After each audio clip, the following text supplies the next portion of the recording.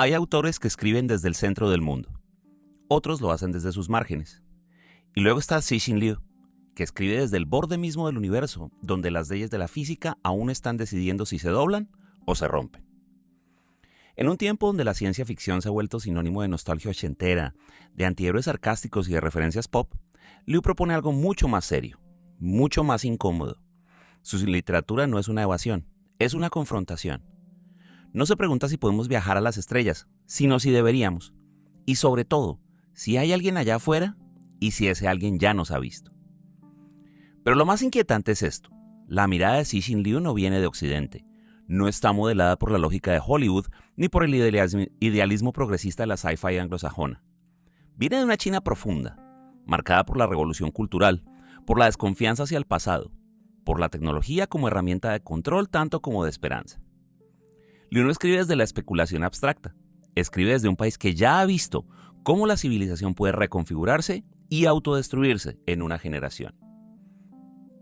En su mundo, la humanidad no es protagonista, sino un accidente estadístico.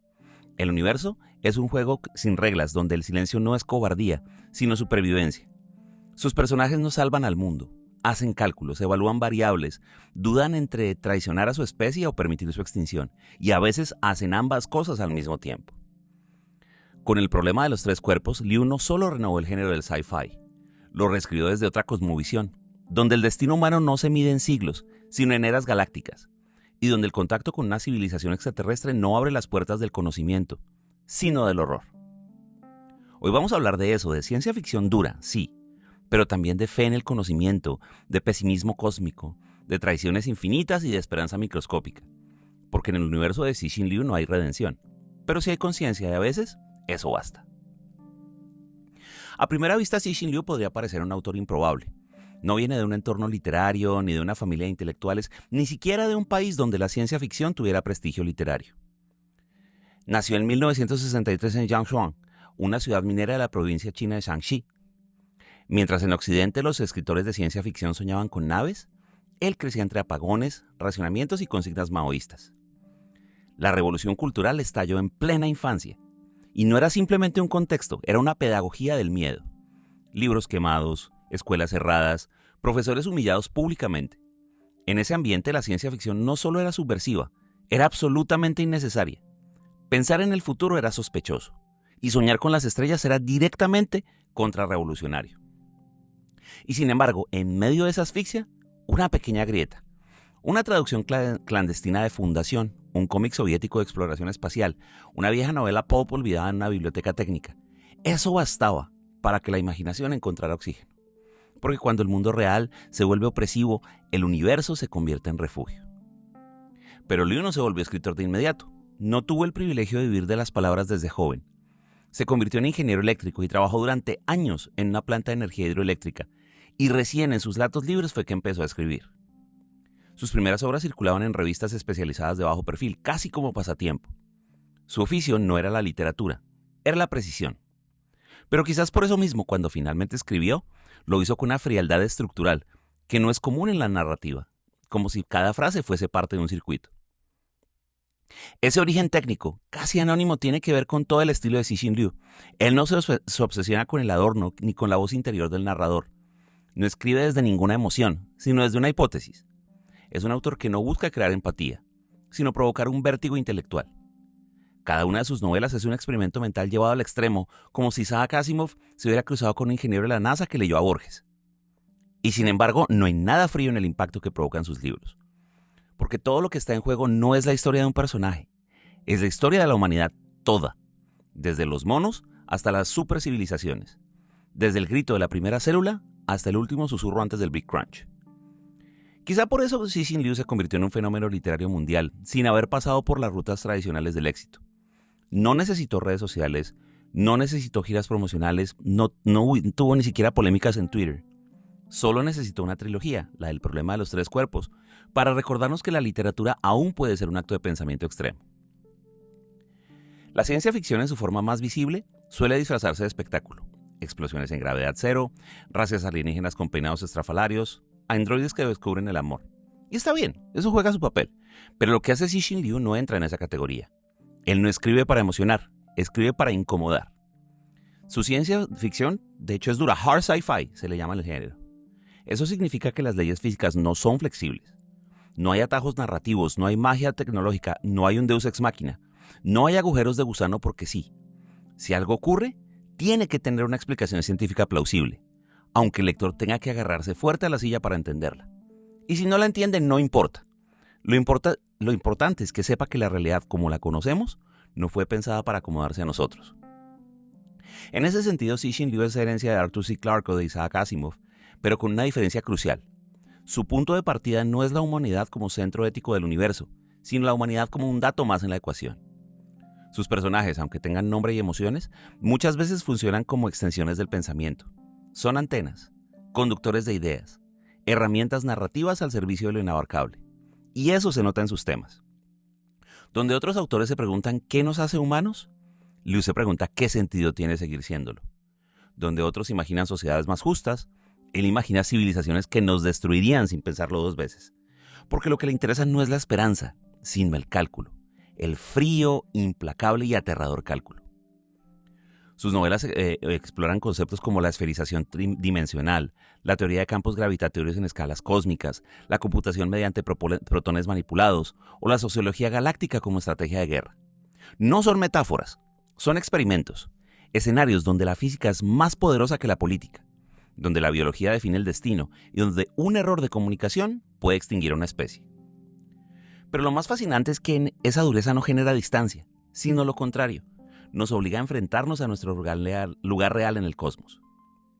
Nos recuerda que por más que tengamos música, literatura, amor o sentido del humor, eso no nos protege de la entropía universal.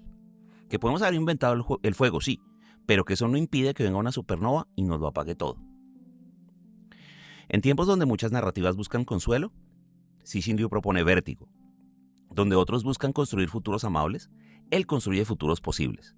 Y en ese gesto logra lo que pocos escritores, que pensemos, que dudemos, que nos demos cuenta de que la única diferencia entre nosotros y el polvo estelar es que por ahora respiramos. Voy a hablar de la trilogía de los tres cuerpos, pero quiero advertirles que de aquí en adelante hay spoilers. A partir de este momento voy a hablar de elementos claves de esta trilogía. No voy a arruinar ningún giro específico, no voy a arruinarles el final, pero sí voy a revelar algunos eventos importantes del arco narrativo. Así que si prefieren leer este libro sin ningún spoiler, sin ningún adelanto, páusenlo, léanlo y regresen. Y si no, sigan, no importa, que lo que viene es un descenso al vértigo puro. Todo en esta trilogía comienza con una premisa relativamente simple. Una astrofísica china, traumatizada por la violencia de la revolución cultural, responde a una señal enviada al espacio por un proyecto secreto del gobierno. Y lo hace impulsada por el hastío, por la desesperanza de la humanidad. Y lo que ocurre es devastador, porque esa señal recibe una respuesta. La civilización que responde es Trisolaris, un mundo caótico orbitando 3 soles, cuya inestabilidad gravitacional impide el desarrollo de una sociedad estable. Su historia es un ciclo eterno de destrucción y renacimiento. Viven en un modo de supervivencia brutal, con tecnología muy avanzada, pero sin certidumbre climática. Cuando descubren la Tierra, ven no solo un planeta habitable, sino un paraíso. Y lo que sigue es una escalada. Los trisolarianos deciden colonizarnos. Pero su tecnología, aunque avanzada, no les permite un viaje instantáneo. Tardarán más de 400 años en llegar. Y en ese lapso la humanidad entra en una nueva era. La era del miedo. Esa amenaza distante da forma a todo lo que sigue. La Tierra se divide en facciones. Algunos humanos se convierten en colaboracionistas, traidores conscientes de que tal vez nuestra especie no merece salvarse, mientras otros desarrollan programas de defensa desesperados. Entre las ideas más brillantes y más perturbadoras de esta trilogía está la noción de los sofones. Son partículas subatómicas enviadas por los trisolarianos que, al ser manipuladas a nivel cuántico, pueden inhibir el desarrollo científico de la Tierra. Literalmente, los avances tecnológicos se congelan. La humanidad queda atrapada, sin poder evolucionar, como si la ciencia misma fuera saboteada desde el interior de la realidad. Pero lo más potente es cómo Liu juega con el tiempo como estrategia narrativa. A medida que avanza la trilogía, que empieza con el libro El problema de los tres cuerpos, luego con El bosque oscuro y termina con El fin de la muerte, y esta historia se expande más allá de generaciones, salta siglos, salta milenios. Algunos personajes se conservan a través de hibernación, otros quedan como mitos. Y el lector asiste al devenir completo de la civilización humana, como si leyera nuestra rápida tallada en tiempo real. Y en ese recorrido hay uno de los conceptos más icónicos en esta saga, El bosque oscuro. La metáfora es tan elegante como aterradora. El universo es un bosque oscuro, donde cada civilización es un cazador armado. Nadie habla, nadie enciende una luz, porque revelar tu posición equivale a ser exterminado. No hay espacio para la diplomacia, no hay espacio para el altruismo, solamente la lógica brutal de la supervivencia. En este universo el silencio no es cobardía, es instinto. A lo largo de los 3 libros, Liu eleva cada idea a una nueva escala, desde los dilemas morales de una científica traumatizada hasta la ingeniería de las dimensiones colapsadas, el uso del universo como un sistema computacional y la posibilidad tan trágica como poética que la única respuesta al contacto sea el olvido. La trilogía no termina con una guerra, ni con una victoria. Termina con un gesto de compasión, de comprensión, pero también de resignación. Porque lo que Liu nos recuerda página tras página es que el universo no está hecho para ser justo. Y aún así, algunos humanos eligen actuar con dignidad, incluso cuando saben que nadie los va a recordar. En el corazón de la trilogía de Cixin Liu y también de su impacto más duradero está uno de los conceptos más escalofriantes que ha parido la ciencia ficción moderna, que ya lo mencionamos, es la hipótesis del bosque oscuro. La premisa, expandiéndola un poquito, es esta. El universo observable es antiguo, vasto y lleno de estrellas. Si hay tantas posibilidades de vida inteligente, ¿por qué no hemos tenido contacto con nadie? ¿Dónde están todos? Esa es la famosa paradoja de Fermi. Y Liu la responde con una imagen tan sencilla como aterradora. Y la repito, el universo es un bosque oscuro. Cada civilización es un cazador armado que se mueve en silencio entre los árboles. Si encuentra a otro ser vivo, solo tiene 2 opciones: o matarlo o arriesgarse a ser destruido. Y esa es la esencia del bosque oscuro, la imposibilidad de confiar. La comunicación interestelar se vuelve inviable porque no hay reglas compartidas, no hay contexto común, no hay una moral universal. No hay forma de saber si la otra civilización es pacífica, hostil o simplemente irracional. Pero lo que sí se sabe es que cualquier civilización capaz de recibir una señal también es capaz de responder con un arma. Esto nos lleva a una conclusión brutal. La mejor estrategia para sobrevivir es no emitir señales, no revelar tu existencia, porque en un cosmos donde no hay ni árbitros ni sanciones, la única regla es prevenir tu propia extinción. Y eso, más que una teoría sobre alienígenas, es una metáfora sobre nosotros mismos. Porque lo que Liu propone en realidad es una visión radicalmente pesimista, o si quieres, realista, de la inteligencia. Una inteligencia que no lleva a la cooperación, sino al cálculo defensivo. Una inteligencia que no se pregunta cómo ayudar al otro, sino cómo evitar ser destruido por él.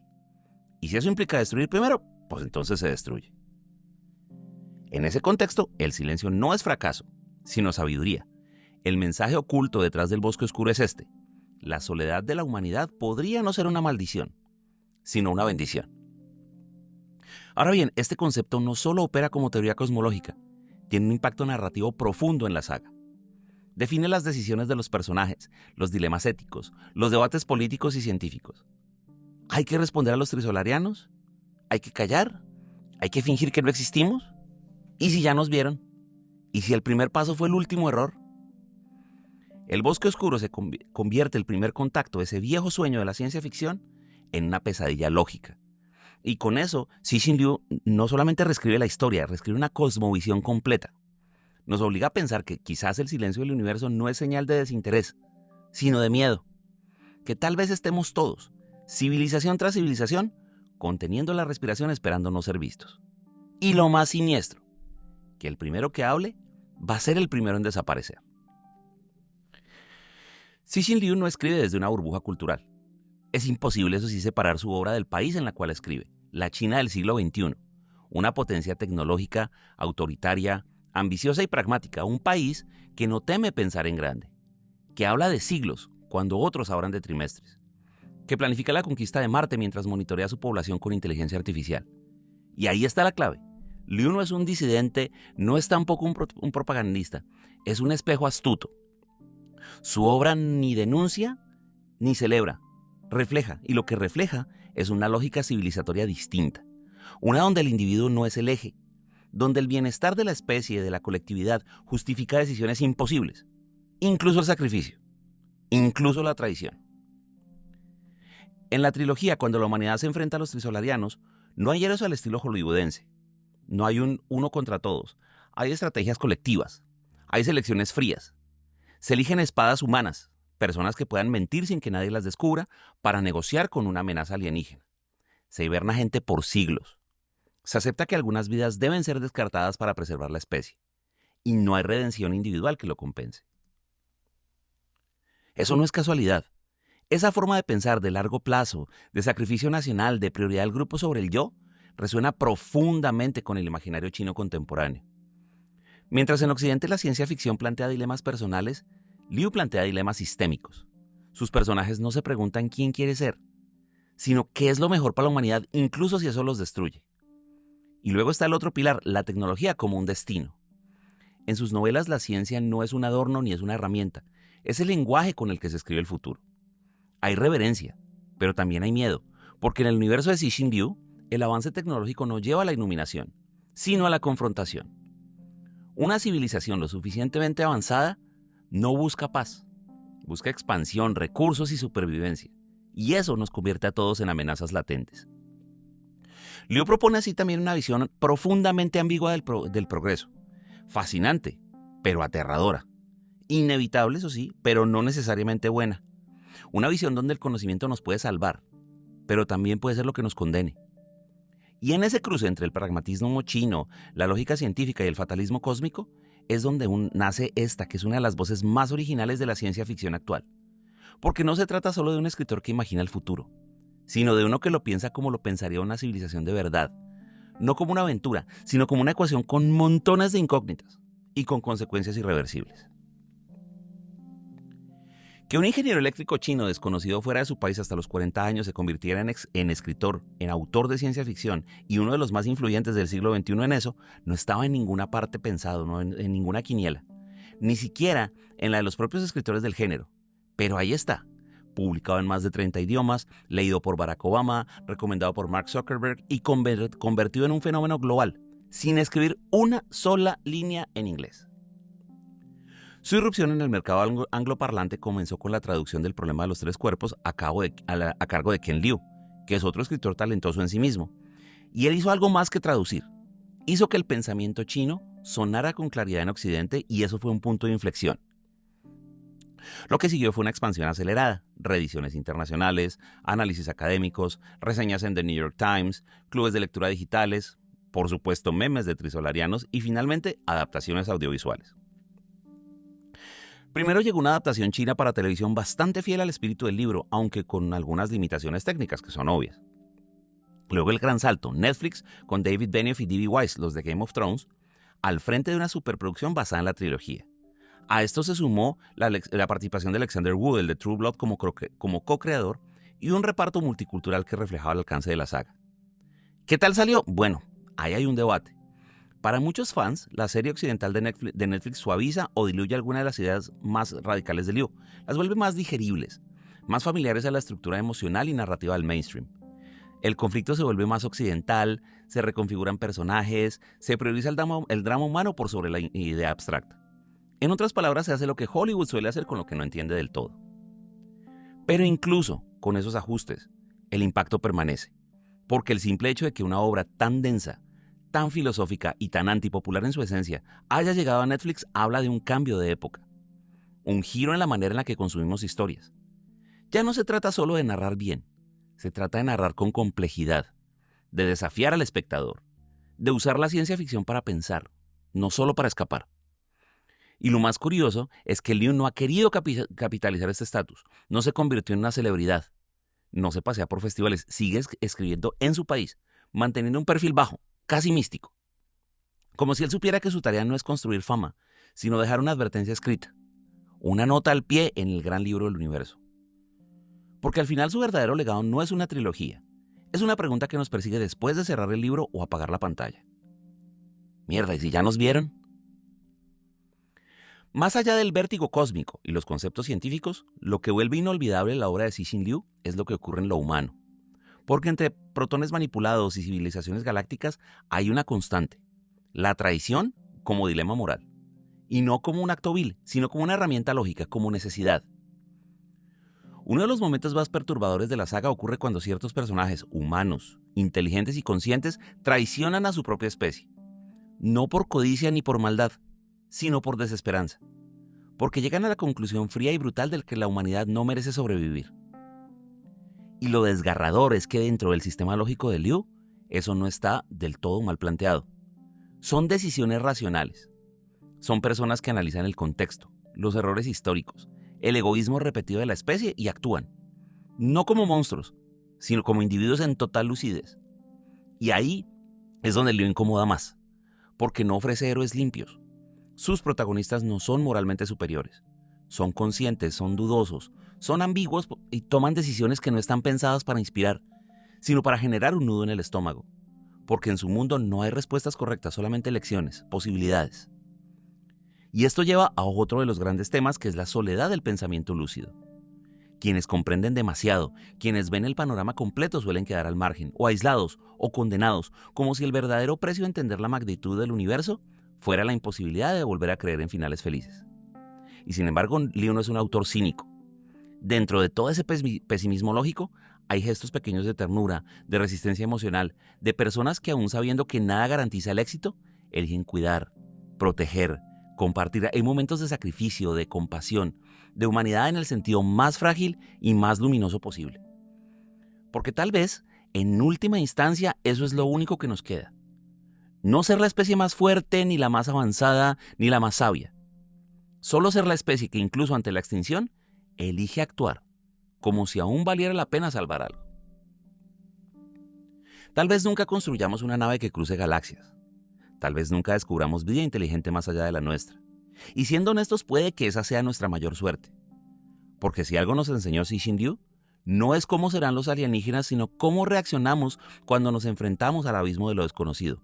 Con miedo, con cálculo, con una dignidad súper frágil y con una arrogancia disfrazada de esperanza.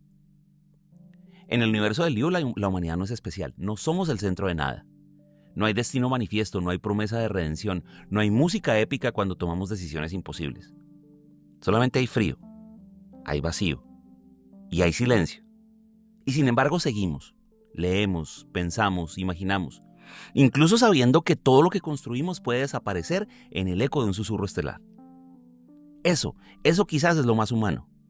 No la supervivencia, sino el acto de proyectarse, de dejar una señal, aunque sea un susurro matemático en la inmensidad de un bosque que nunca responderá. De escribir una historia que tal vez nadie más entienda, como hizo Liu, como hacemos todos. De algún modo, cada vez que alzamos la cabeza y miramos hacia un cielo, nos damos cuenta que no hay ninguna intención de contestar. Porque tal vez en el fondo la gran pregunta no es si hay alguien ahí afuera. Tal vez la pregunta sea, ¿qué harías tú si fueras quien recibiera la señal? Gracias.